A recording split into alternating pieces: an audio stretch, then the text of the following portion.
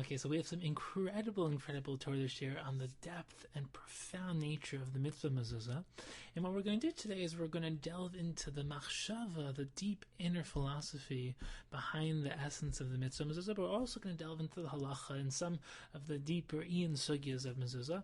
Because I want to cover a lot in this year, we're not going to be able to delve that much into really the full depth of the Iyun sugyas, but there will hopefully be a lot more to discuss in the future. But I want to lay down some of the fundamental seeds, some of the fundamental questions, and some of the ideas that we really can utilize to delve deeper into this profound mitzvah. Because whenever we talk about a sugya or a mitzvah, you start out with the fundamental questions, which is, what is this? What is a mezuzah? What's the purpose of a mezuzah? So you have a mezuzah and you place it on the doorway, right? The doorpost. Why are we placing it there? Why are we placing it on the doorpost? Why are we placing a certain place in the doorpost? And why is it tilted, right? You have a mezuzah and you open it up and it has some very interesting parshias, mostly related to the Shema. And you ask yourself, what is this mitzvah? What's the purpose of the mitzvah? Why are we doing it? How are we doing it? We walk past the mezuzah every single day. Some people kiss it, some people don't kiss it. Some people see it, some people don't see it. It's one of those things where when it's part of your everyday life and you're not aware of the inner essence of what it is, it just becomes another thing that you're oblivious of, because your mind can only take in that much data, that much information, and if you don't have a specific meaning and significance that you associate with certain things in your day, then it just gets filtered out and you don't pay attention to it. So I want to delve deep into the nature of the mitzvah of mezuzah, but I also want to analyze some of the fundamental halacha questions. So when we talk about the halacha mezuzah, some of the basic questions are, what size room requires a mezuzah? Does every room require a mezuzah? And if not, what is the parameter? What is the fundamental baseline for when a room requires a mezuzah? And what about apartment buildings? Like, do you have to own the building? For example, you can think of it like this. Does the doorway require a door? Or does it, even if there's no door, what about an archway? Meaning, does every doorway require a mezuzah, or only if there's a door do you have to have a mezuzah, meaning a door that opens and closes? Or let's say you have an archway without a door, just like an opening. Does that count? You have to put a mezuzah on that. And how high up should you place the mezuzah? Let's say you have a really, really tall door, which is like 100 feet tall.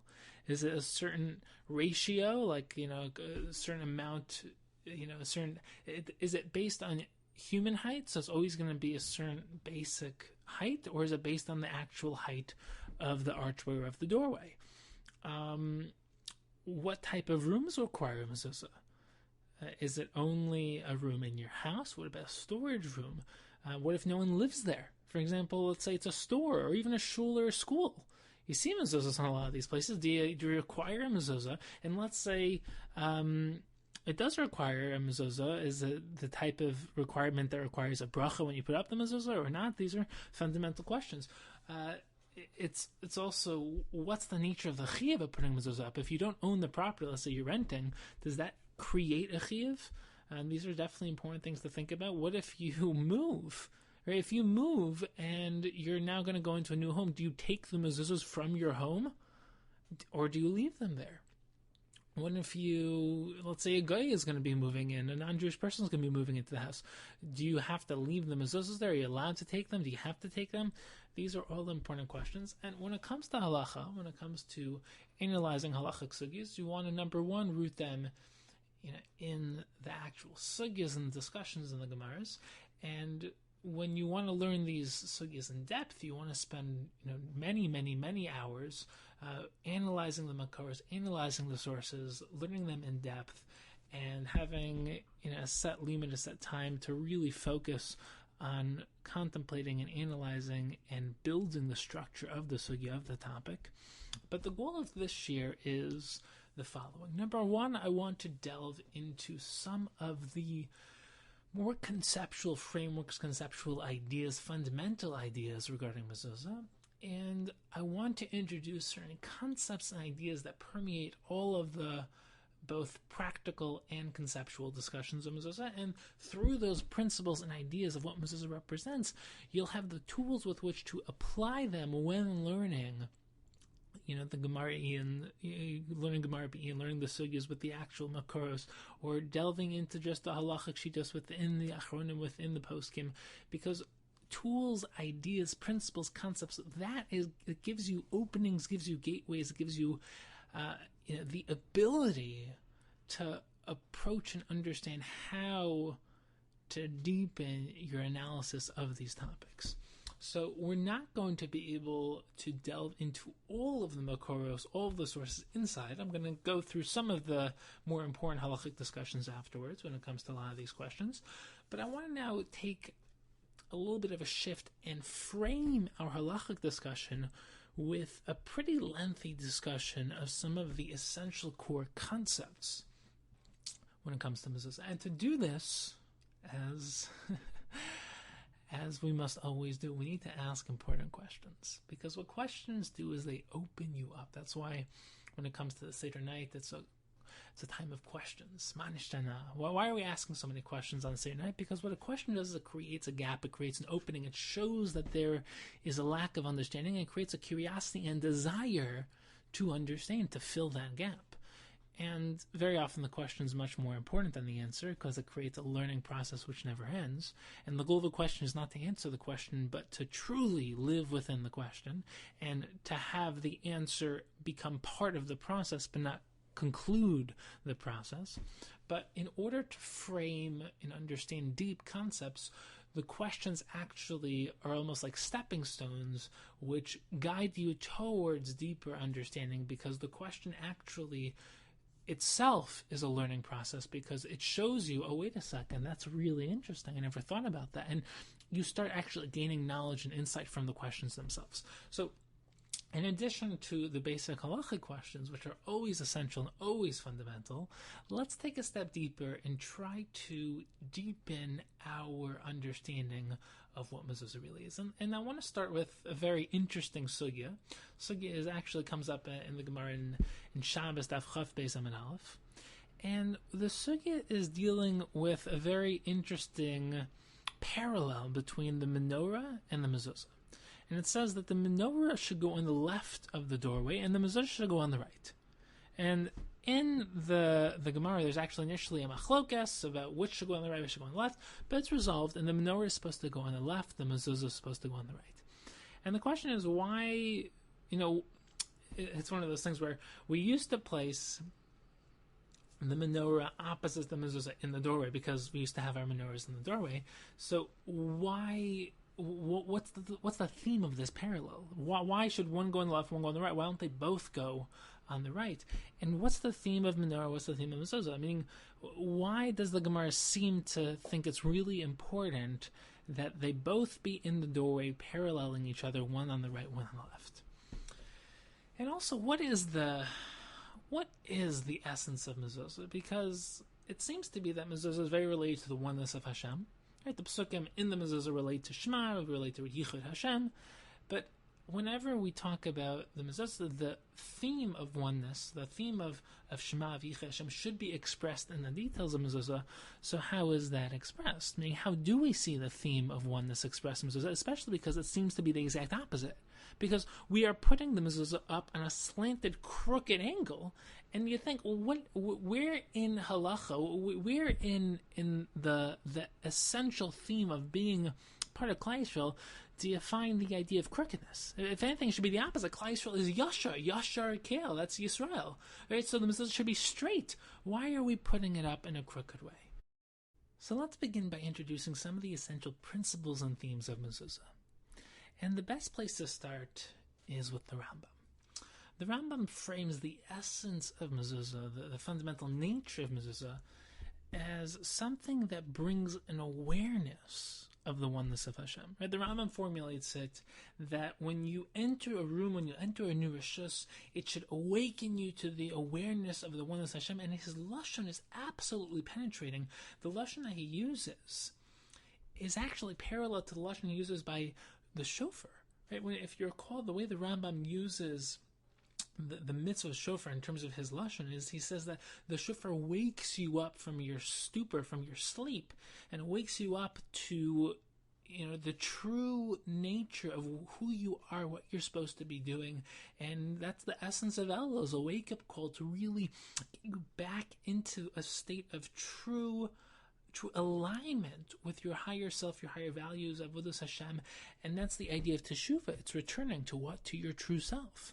We talked about this many times, as Gemara needed of getting back to your fidel self when you learn Kol Torah Kula, in terms of actualizing your true potential. And as the Ramchal and many Balei Machshava talk about, our whole life journey is a journey of teshuvah, for returning to our true selves.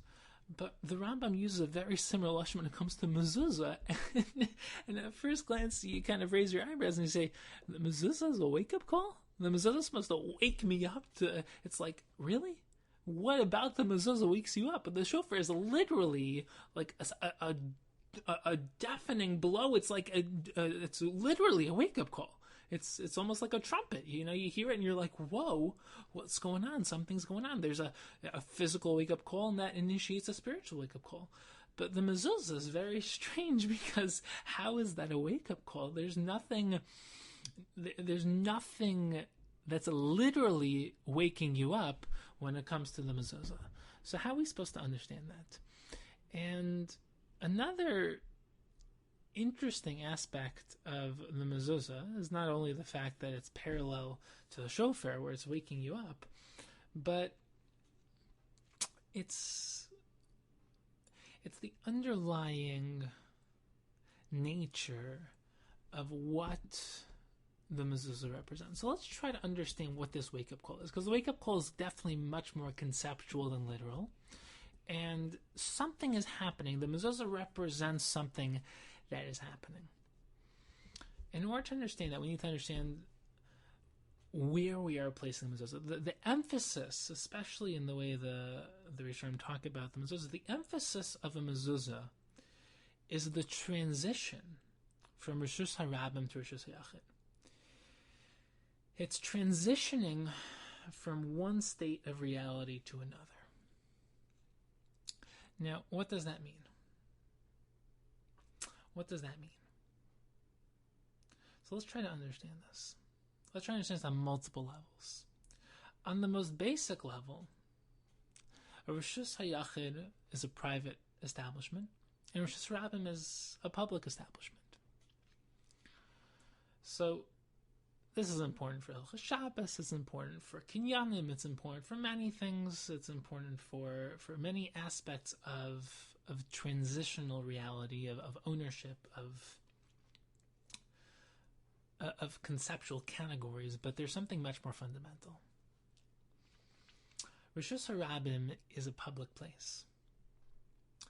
There's something transformative that happens when you transition from a public reality to a private reality. And this is much more than just practical, this is existential. You see, in a public forum, when you're with other people, there's a shallowness to your level of das, to your level of awareness, of true self-awareness. You can only be so much who you are when you're with other people.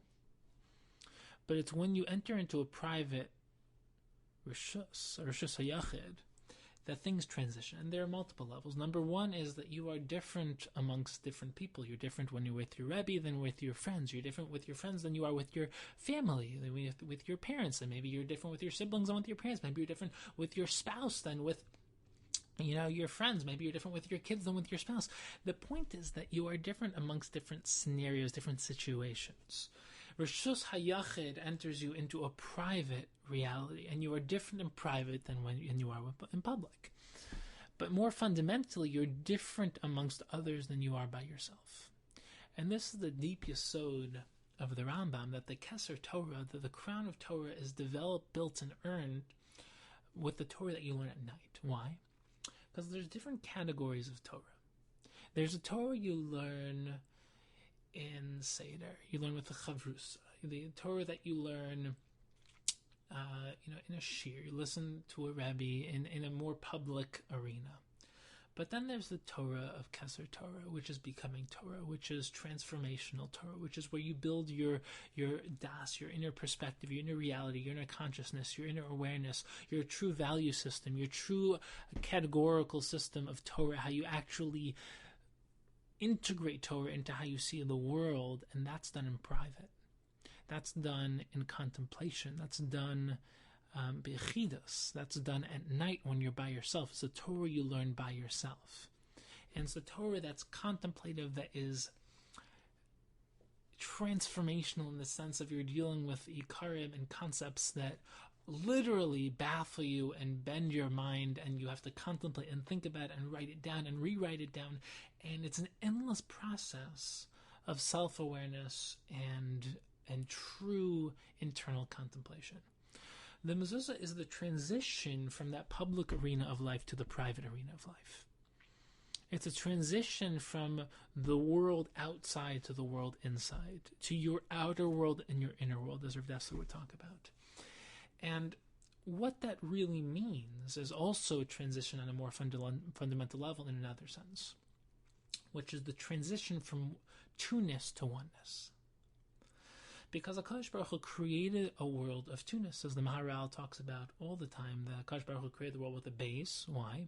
Because Anochi Hashem Elokecha, when HaKadosh Baruch Hu reveals himself by Matan Torah, that starts with an aleph, the letter of oneness. But when he created the physical world, that starts with a base, Bereshis, because the physical world of creation is an expression of oneness to two-ness. We live in a world of two-ness. You see things. There's one thing over there, another thing over there. You see different conflicting ideas, different conflicting values, different conflicting approaches. You see lots of expansive expressions of things in a multitudinous way, where, I don't even know if that's a word, but it sounded like a word, multitudinous. But the point is that there's an expression of absolute oneness where there's no differentiation, there's no multiplicity, there's no distinction, there's no conflict, there's no point, as in there's no different points where you can point to that and then point to that. There's no thingness. That's also the deeper idea of Iyun, is not nothing but no thing. It's beyond thing. Yesh mi'ayin is something from that which is beyond thingness. It's the creation of physical reality from the infinite, from the spiritual, from the ethereal. And the point is that the world we live in is a world of two-ness. But at the root of two-ness is oneness, which means that HaKadosh Baruch Hu, as the Nefesh HaChaim talks about, HaKadosh Baruch Hu is constantly creating a world of two-ness from the world of oneness, which means that multiplicity always stems from a common underlying fundamental root. And that's where the Ramchal always talks about pursuing klal and pursuing underlying concepts, because all multiplicity, all distinction, all differentiation, all machlokas, all argumentation, all stems from a common underlying shared unity and root, which is also the underlying concept of Elu ve'elu divrei Kim Chaim, because multiplicity and multiple perspectives, multiple truths, all stem out of an underlying oneness. So from the perspective of oneness, everything is the same. From the perspective of two-ness, everything is different. And living in this world is complicated, because if you want to live in a world of oneness, you can't live in this world. If you want to live in a world of two-ness, where's the oneness? Where's the underlying unity, connection, and integration, synthesis, and synergizing of multiple perspectives? And therefore, life becomes a balancing of oneness and two-ness, where on the one hand, you have oneness, where everything is everything, everything's within everything, everything's connected to everything. There's no differentiation, there's no multiplicity, there's no thingness, there's no physicality. Everything is pure and spiritual, integrated and synthesized, and it's tiferes, it's true MS, it's true oneness. And yet, there's the perspective of two-ness, where it's just not the way that we don't experience a world of oneness, really. We experience a world of two-ness, where there are differences. Right? You're over there, I'm over here. We're not one. Right? Even in marriage, like, you're never actually one. You're still two people. Right? And you can talk about this romantic, beautiful oneness, but where is it? Like, everything's still two. And of course, HaKadosh Baruch Hu is one, but how can you have a physical world of two-ness? And you just, like, you grapple with the complexity of dealing with multiplicity. So what's the solution? The solution is understanding the principle of hierarchy, where on the one hand, everything is everything. Everything's within everything. Everything is one. Everything is interconnected. There's no differentiation. Everything is everything. Everything, and for some of you, this might not be making any sense. You might be saying, like, I don't understand what you're talking about. Of course it's not like that. But at root, at spiritual root, everything is everything. Everything is interconnected. But there are also differences. And as opposed to saying that at root everything is one, but in expression everything is two, you start building a harmony. You start building a synthesis between those two principles. And the way you do that is through this concept of hierarchy. Because when you say everything is one, everything's interconnected, but there are also differences, it allows for categories. And then you start to build a hierarchy of categories. You start to build a hierarchy of principles. And there are principles within principles. And the Machshava I like to give is kind of like a tree, where you have underlying principles, which you can kind of refer to as the trunk, and that expresses into, express principles and ideas, which are the big branches. Those express into other expressions, which are smaller branches, and those express into smaller things, which eventually express into leaves. And you can refer to leaves as a specific mitzvah, so you can refer to leaves as specific pratim, as specific details. But as the Ramchal always explains, you want to pursue klalim because within klalim are infinite pratim. And you start to realize that everything's interconnected, everything is synthesized and balanced within everything else, which is the true concept of Tiferes and Emes. And yet, even though everything's interconnected, there is differentiation. There is particularity. There is two-ness. And it's not two-ness versus oneness, but it's oneness within the two-ness and two-ness within the oneness. And when you live in a world with that mindset, life becomes balancing oneness and two-ness. And the Mezuzah represents a transition from Rosh Hashanah, which is a world of two-ness, a world of multiplicity, where there's just so much, into an integrated core, integrated root of Rosh Hashanah, which is a place of truly building oneness and harmony, truly synthesizing and integrating all those pieces, both outside of you conceptually and inside of you in your internal world, integrating it into a oneness. And it's a transition from the outside world into this potent, private, internal Kodesh HaKadoshim, so to speak, this internal reality. And even within your home, every single room equals a transition, right? Because you're going from one place to another, right? Yes, it's one home. Everything's connected.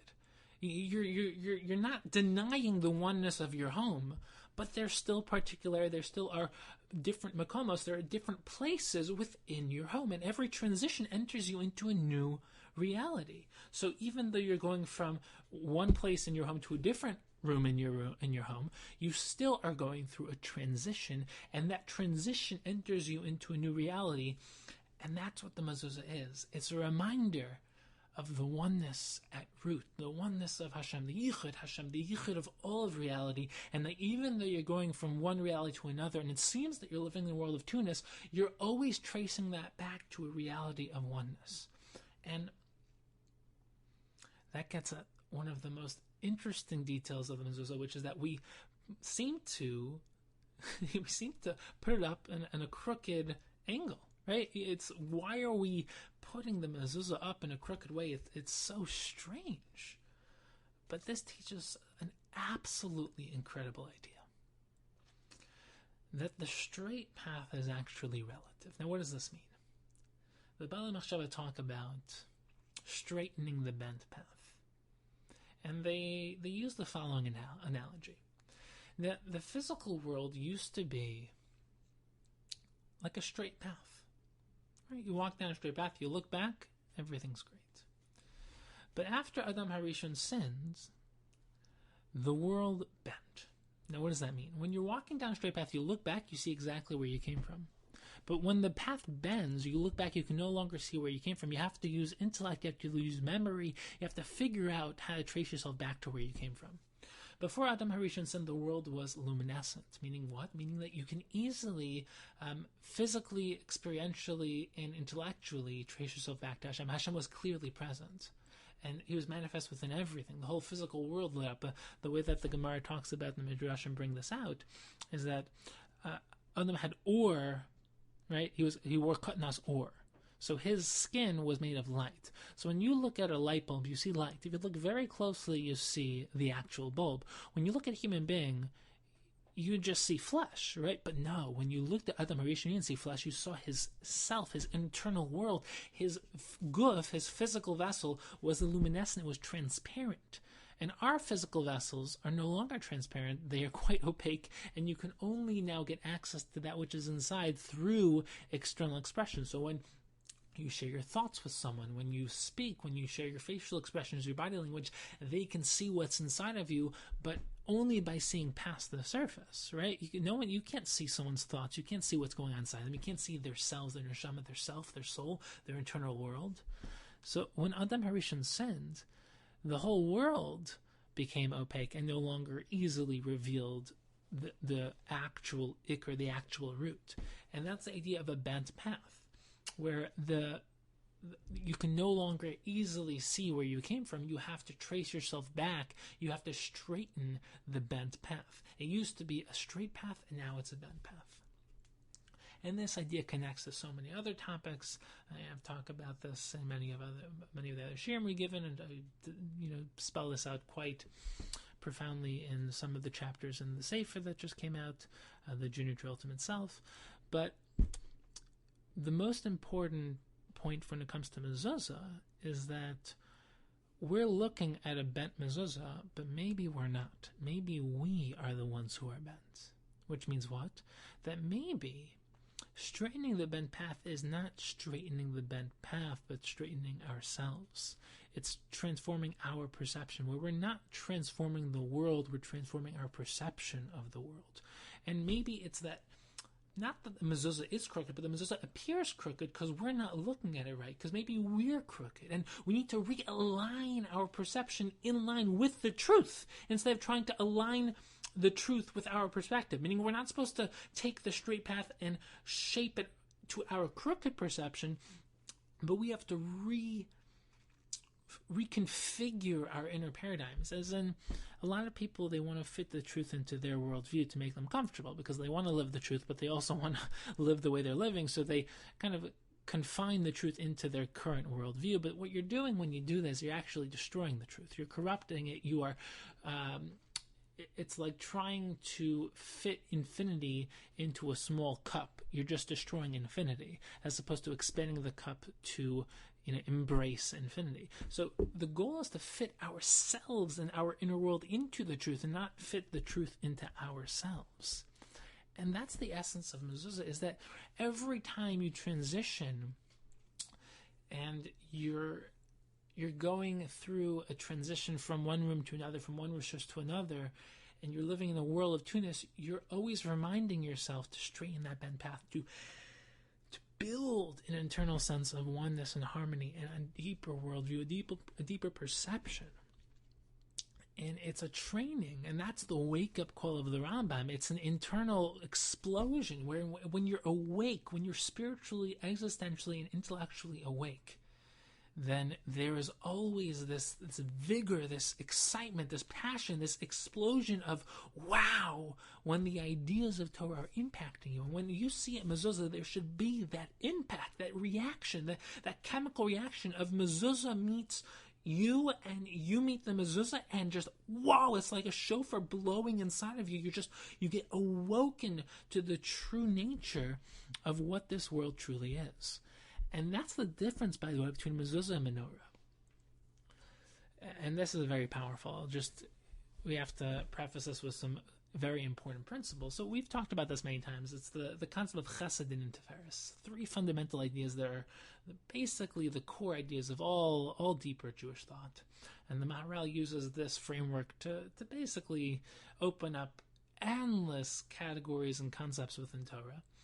And the principle is basically chesed, din, tiferes are these three stages in every process. So chesed represents the initial stage, which is, literally translated as kindness, but it really reflects the concept of expansion, outflow, the infinite, the spiritual. It's just when you do an act of kindness to someone, you are expressing something outside of yourself. It's this concept of, Olam Chesed Yibana. HaKadosh Baruch Hu created the world with Chesed because the act of expansion is the concept of Chesed, and Din or Gvura is the concept of limitation, of setting boundaries and borders. It's the concept of the finite. It's the physical. It's the limited. It's the concept of judgment. What's judgment? It's that this is exactly what it is. I've given it confined boundaries and I've limited it to what it is. So the mashal that the Jewish sources give is Chesed is the right hand, which is the loving hand of expansion, and Din or Gvura is the left hand of restriction. And that's why the Gemara says that by parenting, you have to know how to balance the right hand and the left hand, where the right hand is the ikr, but the left hand also is fundamental. And another way of framing Chesed versus Din is that Chesed is potential, where the outflow, the spiritual, has infinite potential, but it's just potential. And Din or Gvura, limitation, is what enables you to actualize that potential, because you can do anything in any given moment, but you can only do something. So Chesed is the fact that you can do anything as potential, and Din is limiting the infinite potential for something actual and actually getting something done, actually doing something. So the way that Maharal frames it is that these are the stages of the process, where the last stage is what's called Tiferes or Rachamim, where the first stage is always this outflow, infinite potential. The second stage is trying to actualize that infinite outflow into something real. It's giving it limitations and boundaries, giving it exactitude. That's the concept of Midah Keneged Midah, is measure for measure. It's getting exactly what you give, meaning whatever. Think of it like this: when you hear something in your mind, it's like a seed that's planted. And whatever you feed your mind, you get. Just like a seed always expresses into what it is, an orange seed becomes an orange tree.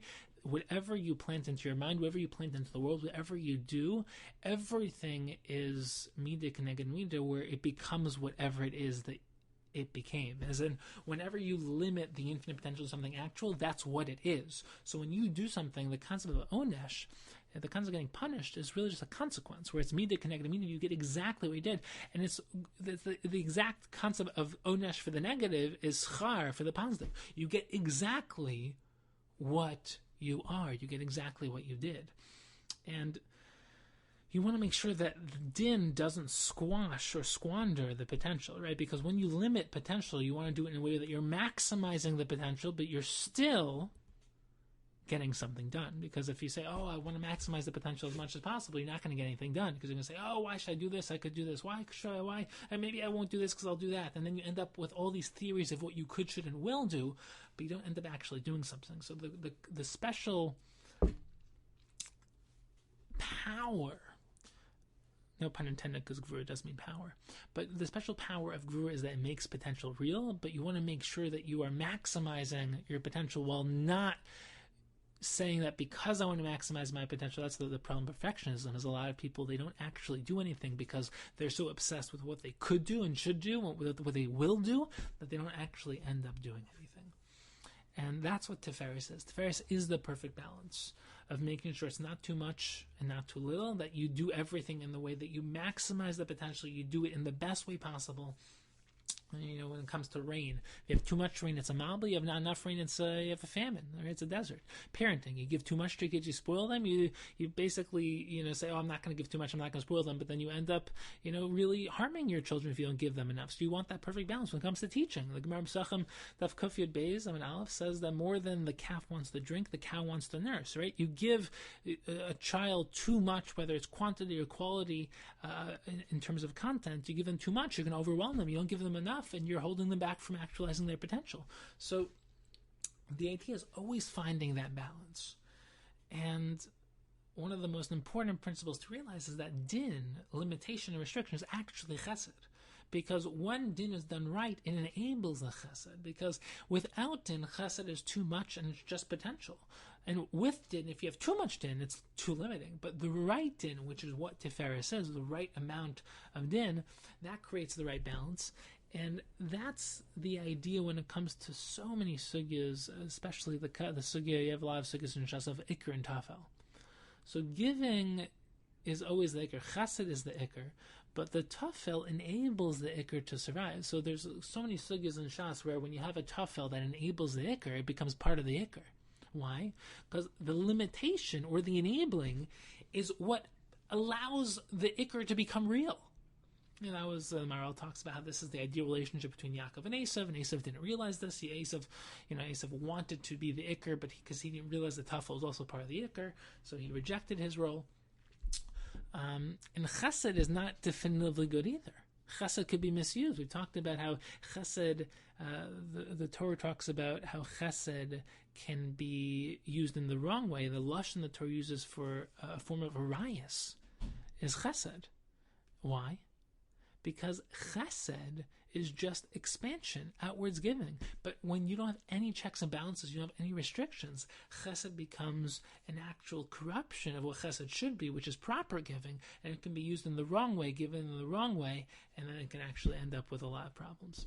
So the ideal in life is always building tiferes, building harmony, building balance, also known as rachamim, which by the way has the same shorish as rechem, a womb, because that was where you create a balance between male and female, between a husband and wife, where you create that child.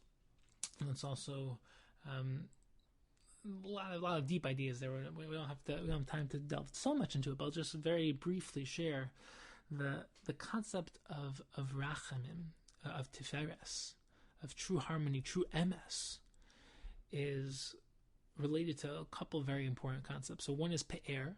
Pe'er is the same root of tiferes. It means beauty, because beauty is the harmony, balance, and oneness of many different components and parts.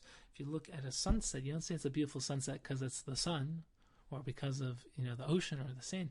It's the integration and harmony of so many different pieces coming together in a way where the sum transcends the sum of its parts, where you get something even more. That's why beauty, you don't say like the color blue is beautiful or the color green is beautiful. You say that's a beautiful painting, a picture, a beautiful sculpture, because it's all these different textures and colors and things coming together in a beautiful way. And that's why Rofe, same shorish as Tiferes as well, and shares the same shorish as Pe'er. Rofe, a doctor, creates harmony within the body, homeostasis. And Emes, people think that Emes, Tiferes is Emes, right? That's Rachamim, Tiferes. What's Emes? Emes isn't a statement. The truth is taking and synthesizing, integrating all the pieces together. And it's like if someone goes over to his dad and says, "This guy kicked me." And then he says, dad goes over to him and says, "Why did you kick my son?" He says, "Oh, because he punched me in the face." He goes back to his son and says, "You didn't tell me you punched him in the face. Why do you punch him in the face?" "That's because he pushed me down the stairs." "So why did you push him down the stairs?" "That's because he called my name." So all of a sudden you start to realize the story is a lot more complicated. So who's telling the truth? No, they're both telling the truth. They're just telling parts of the truth, but the whole truth is putting all the pieces together. That's when you learn a sugya be'in and shas. You don't say that this perspective is right, that perspective is right. You look to put all the different approaches together to understand the truth within each approach, to understand the spectrum. And that's also the concept of shalom. Right? Shalom might be translated as a lack of conflict where you don't fight, but the deeper idea of shalom is when you take conflicting ideas that seem to exist in contradiction to each other and you show how they can now exist within harmony. That's why shalem means completion. Because what's completion? Where you create a true oneness of multiplicity, true oneness of different parts. That's why Pinchas got the bircha shalom. He got the bracha of shalom after he killed Cosby and Zimri. It's an act of violence. Why did he get a bracha of shalom? Because number one, he needed a bracha of shalom. He was about to become a Kohen. And as David HaMelech was, even though he was a big tzaddik, he was a soldier, and he couldn't build the Beis HaMikdash because, your achar ma'asim shachan lavavos, your physical actions have an impact. You become what you do. So Pinchas needed that bracha of shalom in order to become a Kohen and serve and do the avodah in the Mishkan. But more importantly, he also created harmony amongst Klal Yisrael. There was chaos, there was a magefa, and he created harmony. Wait a second, he killed two people. How did he create harmony? No, because it seems that he did a violent act, but that violent act was able to bring Klal Yisrael together, get them out of their mindless, chaotic stupor of the avirs they were in the midst of doing, whether it was avodah zarah or znus and all the different things that were happening there. But Pinchas created harmony, even though it was a violent act. Shalom is much more than no conflict. It's creating harmony, which is also the concept of marriage, of two people coming together into oneness.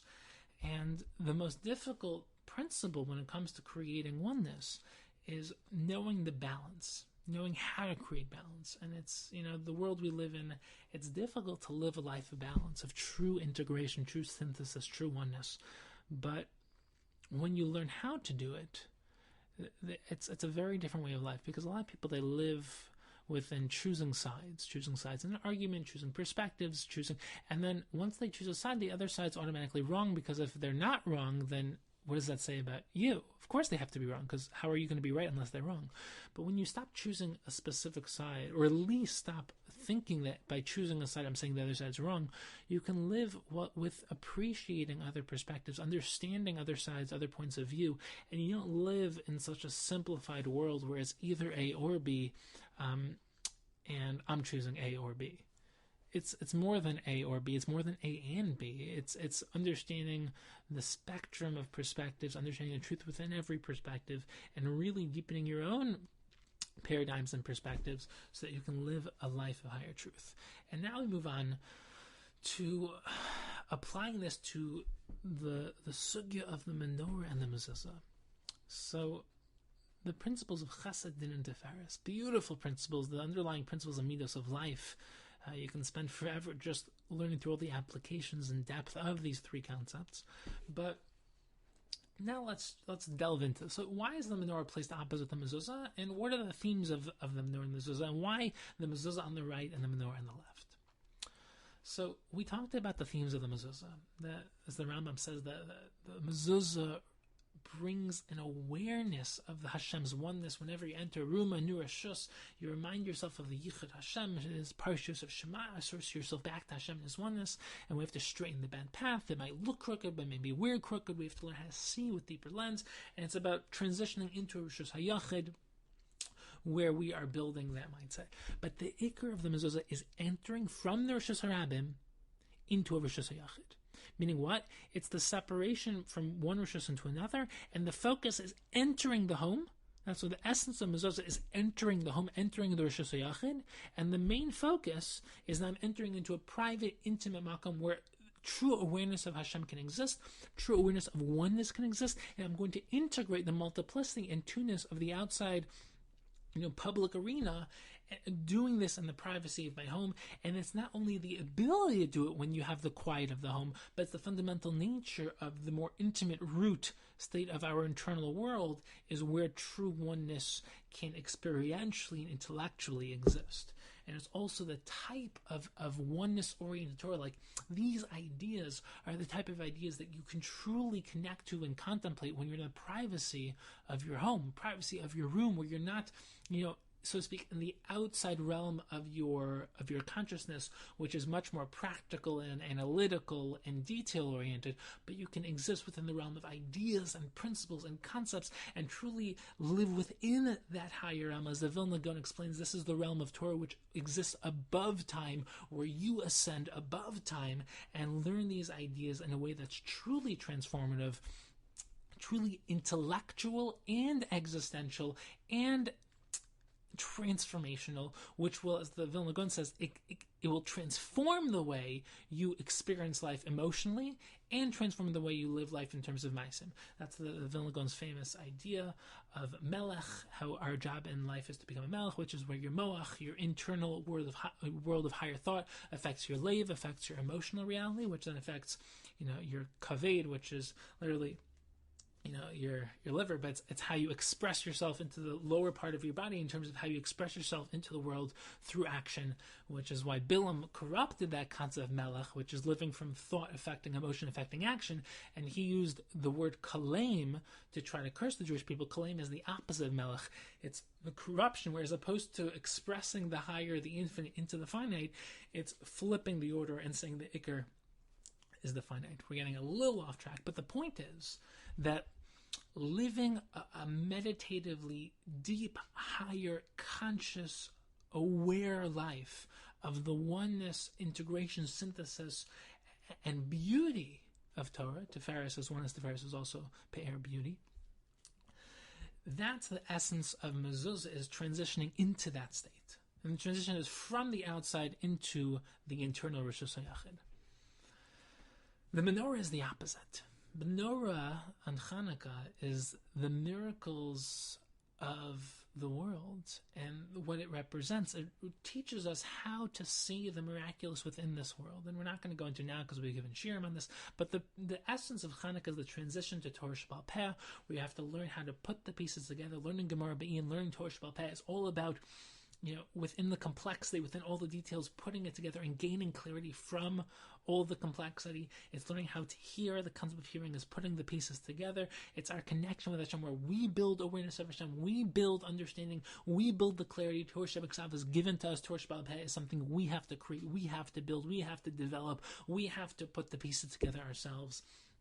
And that's what Hanukkah represents. But the main concept of Hanukkah is Persumi Nisa, which is where you take the light from your home, from the intimate inner chambers of your home, of your internal world, and you express that outside into the world. You share the oneness of Torah into the world of Tunis. It's emanating that light outside of your home. And that's the idea of what we're doing on Hanukkah, is we're expressing it outside. So how does this relate to Mezosa? What's this have to do with the right hand and left hand? So we talked about how Chesed, which is the start of every process, expansion, always represents the right hand side. And that's the idea, that where is the emphasis? Because the emphasis, the expansion, needs to, meaning where the emphasis, where the starting point is, where the focal point is, that's going to be on the right hand side. And the question is, where is the focal point? Where is the starting side? Where is the expansion? Where is the focus when it comes to each of these mitzvahs? When it comes to the Mezosa, the focus is entering the home. So when you enter the home, it's going to be on the right-hand side. Right? The Rosh Hashanah is the Iker point, the Iker focus. You're expanding into the Rosh Hashanah. In a certain sense, you're also limiting when you enter Rosh Hashanah. But in terms of the main element, you're expanding into this infinite realm of oneness when you enter into the Rosh Hashanah. That's the concept of Mezosa. So when entering, the Mezosa will be on the right-hand side. The Menorah is all about exiting. Why? Because the whole point of Mezosa is sharing the light with the outside world.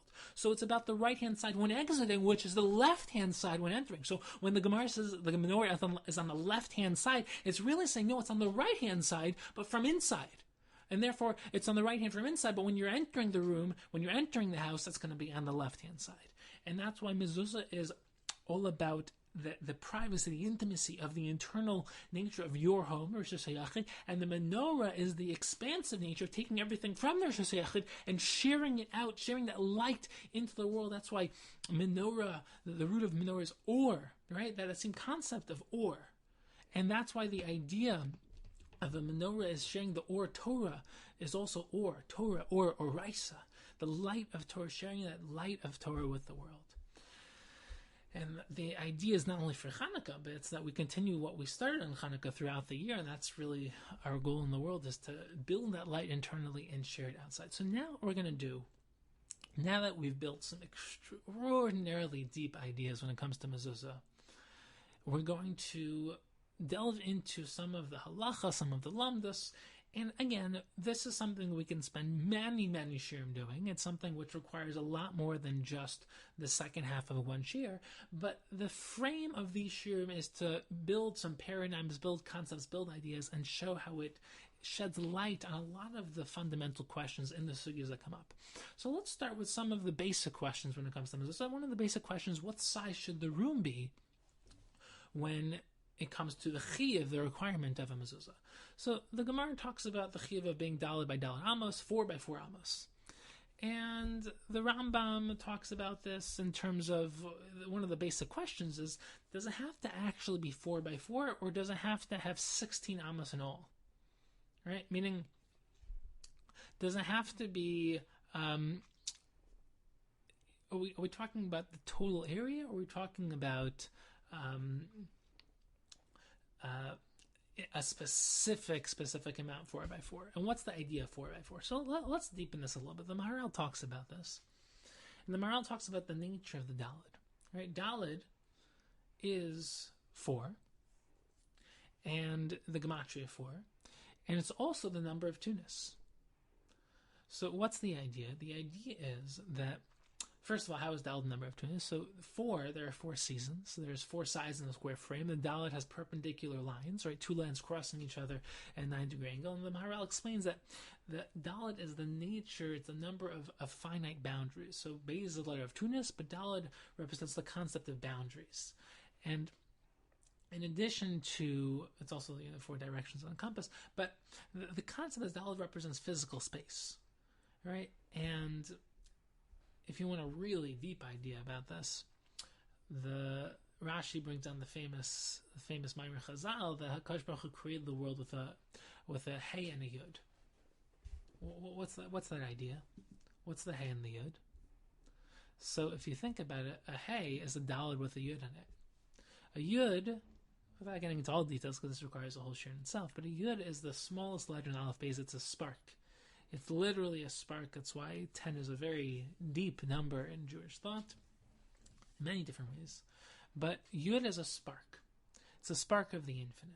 It represents the infinite. And Hey is a Dalet with a Yud in it. Why? Because how did HaKadosh Baruch Hu create the world? He created the world by taking the infinite, by taking the Yud, and placing it within the realm of the finite, within the realm of the Dalet. So a Hey is always represents the marriage, the synthesis, the harmony between the infinite and the finite, the physical and the spiritual, because HaKadosh Baruch Hu took the Yud and placed it within a Dalet. Dalet represents the finite, limited, boundaried reality, and that's why Dalet literally, like Delet, right? The physical is a door, it's a gateway into the spiritual. Think about that, right? When you enter through a door, what's the concept? There's a transition. It's a gateway into somewhere else. So what is the physical world? The physical world is a Dalet. It is a Delet. It is a doorway, right? Because the whole physical world is a gateway into the spiritual. Everything in the world, every emotional, physical, psychological, intellectual, mathematical, every phenomena, it contains infinite depth. And it's a gateway. It's a doorway. What's the Mezosa? A Mezosa is literally, as you transition through a doorway, you have to have awareness of the underlying oneness, because even though it seems like the world is always a doorway into another finite reality, and we're always living in the world of multiplicity, you're remembering the underlying oneness that exists at root. So the number 4, Dalet, 4 by 4, it's the concept of transitioning into a different finite reality. And then the halachic question becomes, the Rishonim argue, does it have to be actually 4 by 4, or does it have to equal 4 by 4, which is 16 amos? So the Rambam holds that you have to have actually, meaning you have to have a totality of 16. So it can even be 8 by 2. You just need to have a total of 4 by 4. It's about the conceptual concept of, and we won't have to get into this right now, but whenever you multiply something by itself, it's the ultimate expression of it. So Sfiras Omer is the 7 by 7. It's the ultimate expression of sevenness, which is 49. That's the idea of multiplying something by itself. It's expressing that. So Rizal talks about this, Maharal talks about this. So the concept of 4 by 4 is the expression of 4ness. So the Rambam is saying that you don't need to actually have 4 by 4. You have to have the totality of 4 by 4, which is 16. The Rosh says you have to actually have 4 by 4. The Chiv is only created when you have 4 by 4, right? So in order to have the Chiv of Mezosa, it has to be a specific shear. So if it's 16 amos but not 4 by 4, Halacha, what do we say? So the Shach says you should be machmer like the Rambam and put a Mezuzah, even if it's 8 by 2, but you only make a bracha if it's 4 by 4. So basically he says that you should hold like the Rambam in terms of Maisa, but not in terms of Halacha for bracha. For bracha you have to actually have 4 by 4. And the Taz says, no, even to put up a Mezuzah you have to actually have 4 by 4. He says we don't hold like the Rambam. So now the question is, what if it's less than 4 by 4, but it's still a usable room? Right, so what's the question? The question is like this. The question is that 4 by 4, is that creating a shame, like a chalos, a shame, the nature of a room? Meaning less than 4 by 4, it's just not a room? Or it's that practically 4 by 4 is what's necessary to have a room that's usable. But let's say it is usable. Let's say it's a really small room and somehow you're able to use it. So the Chamudi Daniel, which is cited in the Pesach Tshuva, he says something very interesting. He says that it's only a regular room that needs to be 4 by 4 in order to be considered. I mean, for a regular room to get a shame, to get chalos, shame, cheder, to be a room, it needs 4 by 4. Because what? Because that's the necessary size of a regular room. But what about a hallway or a passageway? If it's usable, then even if it's less than 4 by 4, it would require Mezuzah, because the whole concept of 4 by 4 is only for the sake of a regular room. But if this is the purpose of what it's being used for, it kind of conceptually becomes room. Now you can argue that no, that's not even a room, meaning that's just a hallway that has a whole different category. But this is a very machmir shita that even a hallway or a passageway like this would require mezuzah. Now, there are some very interesting shitas which we don't need to go into so deeply, but Rabbi Akiva Eiger says something very interesting as well, which is that you should still need a mezuzah on the right side coming into a bigger room from a closet or a hallway or a porch, even if that smaller room is less than 4 by 4 and doesn't require mezuzah for itself. Right? So he's basically saying that it's not only, he's saying that there needs to be a coming in and going out from mezuzah, and we assume, meaning even if only one of the rooms in question requires it, then the mezuzah going into the bigger room would still require it, which is very interesting because you basically have a question: what if one room requires it but another room doesn't require it? So he's saying that you do. Just a side note: we never place a mezuzah on both sides of a door. Like, never do that. That would be a potential Isur Baal Tosef. The questions come up: well, where's the entryway? Meaning, which side is the entryway room? Right? You always want to put on the right hand side, but which is the right hand side? Which room is being entered? And if they're both being entered, how do you choose? So these are complicated questions where you have to kind of determine which side of the doorway is the entryway in terms of putting it on. It's not always clear. Very often it is. Very often it's not. When a room has literally one entryway, it's pretty obvious. When there are multiple doorways into the same room, it becomes a little bit complicated because it's not clear which is being entered, which is being exited, and that could be a matter of debate. So that was a very interesting sheet about Rabbi Akiva Eiger. For apartment buildings, there's a very interesting question of whether the chiyuv mezuzah stems from owning the building you're living in it. So mistama, you'd think it would come from living in it, but not necessarily. It could be that only when you own it and live in it. What if you only own it, but someone else is living in it? So you have non-Jews living in a house that you own. So mistama, you wouldn't have a requirement there. But what if you have other Jews that are living in your home, you own it, they're renting, who has the chiyuv of mezuzah? Is it both of you? Is it only one of you? Is it the person who owns it, the person who's living there? These are interesting questions to think about. So when it comes to apartment building, let's say the non-Jew owns the building. So if a non-Jew owns the building and you're renting a shutfus with a non-Jew, right? You're a partner with a non-Jew in terms of the financial nature of this building or this apartment building, or at least this apartment, the apartment that you live in. So most poskim actually think that this makes the building pater from mezuzah if a non-Jew owns it, because he doesn't have a requirement to mezuzah. And if you think you require both ownership and living, or at least one of the two, then you say, okay, in this case, you are living there, but you don't own it. Even though you're a partial owner, you don't really have ownership. It gets into the whole nature of what is renting. Is renting saying that I'm taking partnership in this? Is it saying that I'm paying you to use it? Or is it saying that I'm actually becoming a semi-ba'al, semi-owner in this? And to what degree? Am I a full owner? So the more that you push up the ownership of renting, the more that you would require mezuzah. The more that you say renting is not full ownership, the more that you would be inclined to say that you would not require to put a mezuzah, unless you think that mezuzah has nothing to do with ownership, only about living in the current building, and because you're living there, you would require it. Another question is whether or not you need a door. Right? Let's say you have just an archway. Right? Do you need an actual door to be chayiv mezuzah? There doesn't need to be an opening. Now, what would be the svar? The svar is like this. The more we emphasize the essential nature of mezuzah as being a fundamental transition, the more we want to create a fundamental transition from one room to another. If there's just an opening, you can argue that that's not really a transition. Maybe it's really one big room. Maybe it's a conceptual transition between one room and another room, but not enough to actually create a chiyuv, a requirement of putting up a mezuzah. The more that mezuzah is about a very fundamental transition from one place to another place, the more we need a fundamental transition from one place to another place, which will require an actual door, where you're actually doing a mice of opening a door, or there's something actually there. You're very much going from one room to another. But when you're not fundamentally transitioning, you're just going from one place to another place, you can definitely argue that you don't need to put up a mezuzah. We are machmir to put up a mezuzah even if there's no doorway. But a lot of Rishonim, a lot of Achronim hold that because of the Rambam's shita, we should not make a bracha when putting up a mezuzah on a doorway without an actual door. So now the question also becomes, this is very interesting, when you actually put up mezuzahs, how high should you put it up? So based on everything, and this is where I just want to frame it before we go through different shitas, how high do you think you should put up the mezuzah? Yeah, think about a sukkah, right? A sukkah, you can't make it too high, right? Because then you can't see the schach.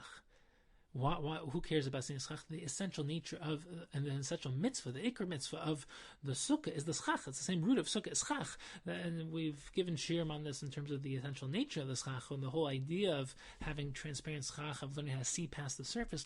But the idea is that you have to be able to see it.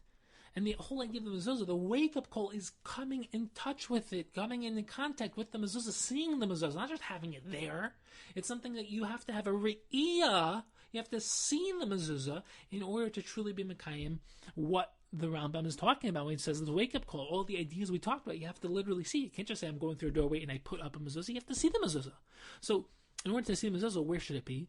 So it should be in a place that you'll see it. Where is your eyesight going when you walk through a doorway?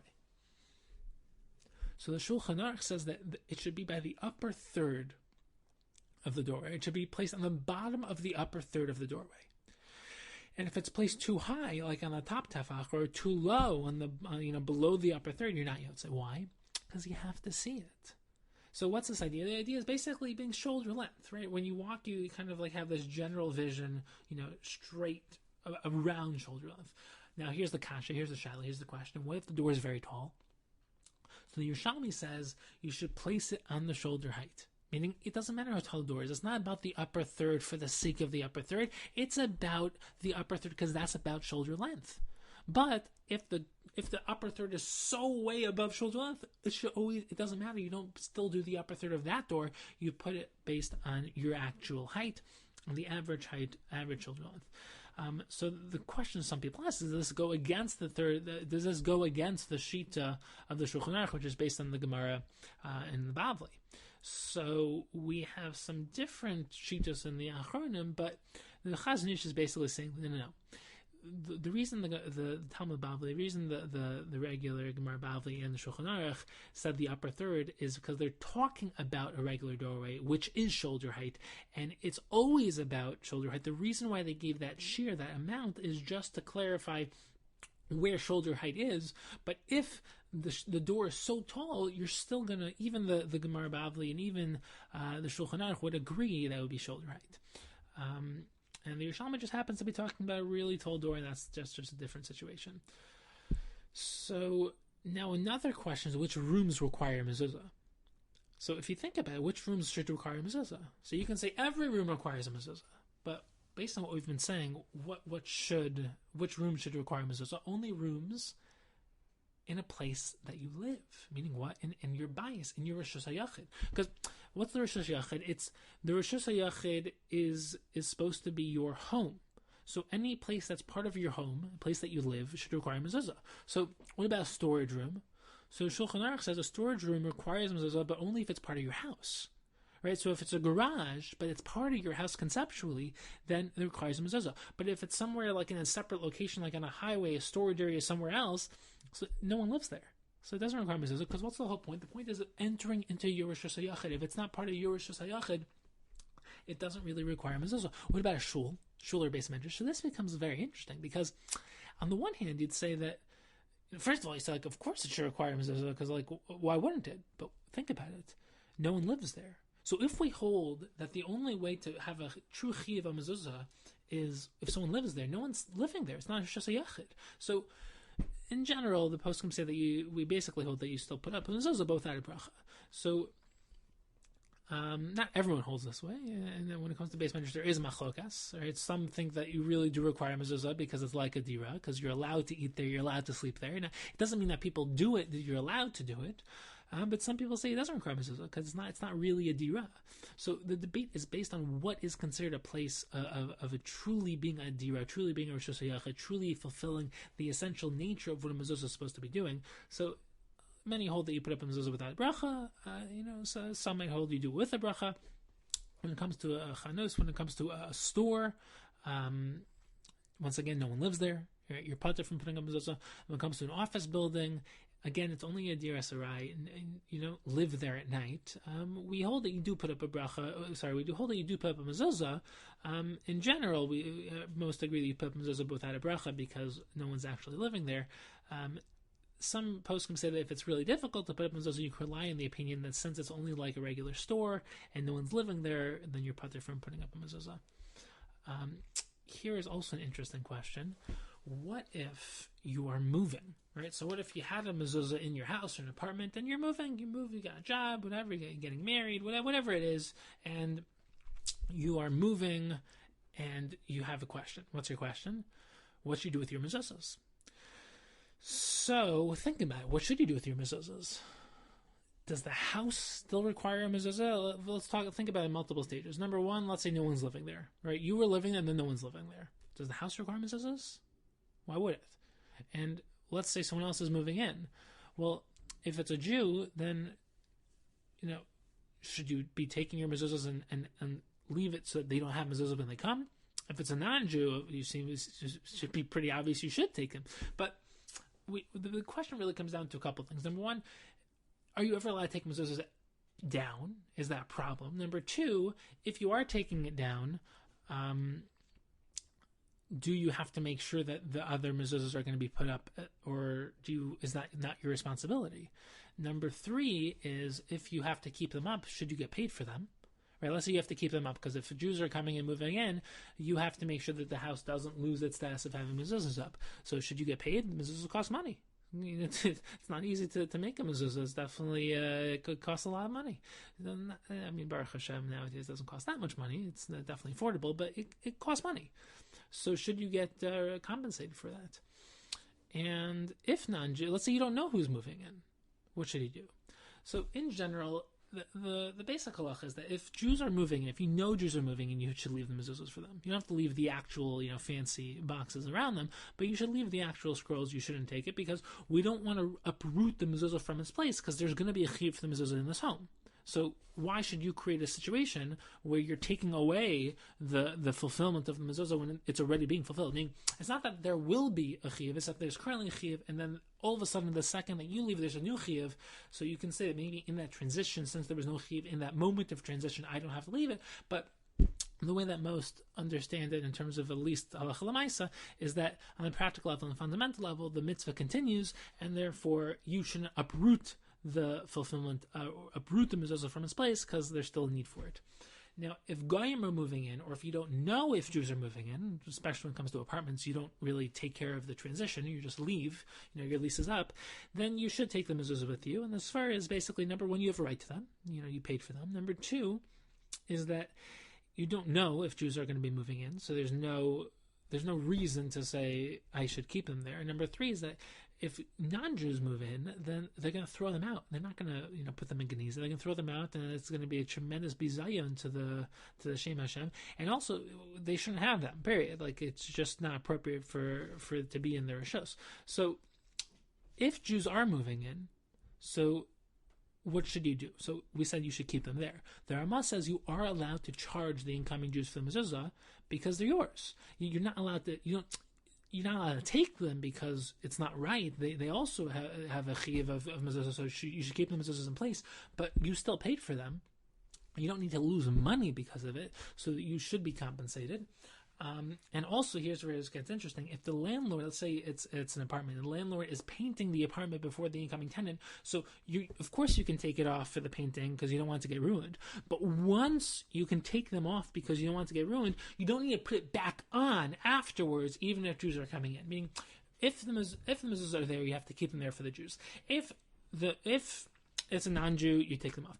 If it's a Jew that's going to be moving into the apartment, but you're going to take them off anyways because it's going to be painted, once you can take them off, you've kind of cut off the continual nature of the mezuzah already there concept. It's no longer already there. Then you don't have to put it back on for them because now it's still your mezuzah and you can take them. So one last shaila before we wrap up, and this is a very interesting shaila, is mezuzahs on the bedroom door. So the basic problem, if you've ever learned the sugya, is you can't have kisvei kodesh opposite place of tashon shamita. You have intimate relationships, man and wife. You're not supposed to have kisvei kodesh. So if you have svarim in the room, it's problematic. You should use the whole halachas of covering them and putting them in bookcases and whether the whole discussion. But what's the problem? The problem is, what if you have a mezuzah? A mezuzah, Kesvei Kodesh, literally Shem Hashem, Parshas, Shema, many different Parshas, incredible Parshas. You have a big problem there. How can you have a mezuzah on the bedroom door? It's opposite place of Tashon Mita. And it's not that Tashon Mita is animalistic, it's the most spiritual thing ever, but there are halachas, there are rules in terms of the ways to do it, in terms of how to do it correctly. You can't do it with Kisvei Kodesh in the presence of the Maisa Tashon Samita. So the Aruch HaShulchan has one fascinating approach, which says that basically dealing very practically. On the one hand, the Torah says pruvu, right? You have a mitzvah Tashon Samita, mitzvah pruvu to procreate, and yet there's also a mitzvah of having a mezuzah on the bedroom door. So he says it must be okay. Meaning the fact that the Torah says you have both, meaning it must be that it's fine, not a problem. The Baal Tanya, the Shulchan Aruch Rav, he says that if the mezuzah is attached to the wall, then it has a reshus of its own. So basically, it's in its own conceptual reality, its own conceptual reshus, its conceptual framework, so to speak, and there's no issue. It's like in its own world. You can't have Sifrei Kodesh lying around like on the table or something, but this is kind of a mezuzah in its own halachic realm, so to speak. And the Chayyandam says that basically you're not getting too much into the halachas of what to do when you have Kisvei Kodesh and Reuven Tashon Shamita, but the basic halacha is you have to have two wrappings. So the Chayyandam says that if you have two wrappings on the mezuzah, then it'll be fine. And he says, but when it comes to there are different halachos when it comes to these two wrappings. So in general, the halacha is that the second wrapping has to be for the sake of being a wrapper. So the first wrapper can just be, let's say if a book has, like a casing over it, or cover, whatever it is. It's covered but it's not for the sake of wrapping for halachic wrapping. It's just a wrapper that's already on it. So then that only counts as one. You have to have two. At least one of them has to be for the sake of wrapping. So the mezuzah case already counts as one wrapper because there's a case around the mezuzah, and then you put another case for the sake of being a wrapper. So that's the Chayyadam's. So sometimes you see like a little plastic case around the actual scroll, and then you put another mezuzah case around that. So technically, those are two casings. And the Steipler, he holds that you can actually just cover it. You can place a nail above the mezuzah and just place like a shirt or a towel over the mezuzah before Tashon Shamita. And the Rambam quotes the Yesh Omrim that if a room has Tashon Shamita, then it doesn't require mezuzah at all. So in your bedroom, you basically don't require mezuzah because it's just not coveted for the mezuzah, so he thinks that it doesn't require mezuzah. That's a yesh omrim. In general, there's a lot of debate in terms of how to approach a yesh omrim in the Rambam. We're not going to talk about that right now. There are also some deeper answers as well in terms of the oneness-oriented Tashon Hamita and the oneness of mezuzah, but we can talk about that at a different time. Practically, you should, in terms of general consensus, we should place the mezuzah closest to the outside of the doorway so that more area is covered and it's not so open to the room. But this is just another very fascinating shaila in terms of the mezuzah. In essence, we covered a lot, and this is a type of shir which, if we wanted to spend the time, we can spend literally tens of hours going through all the makoros, delving in depth into these sugyas be'in. Many of these halachic sugyas are full sugyas which have so many fascinating nuances and so many fascinating connections to other related sugyas. But the point is that you want to see the depth, the profundity, interconnectedness of Torah, how learning Torah in depth, learning Machshava be'in, learning how to approach Torah in a deeper, holistic manner, can then manifest itself as you deepen your approach to learning these sugyas from halachic and Gemara be'in perspective. And there are levels of Torah, there are stages of Torah, but the beauty of Torah is when you integrate it all together.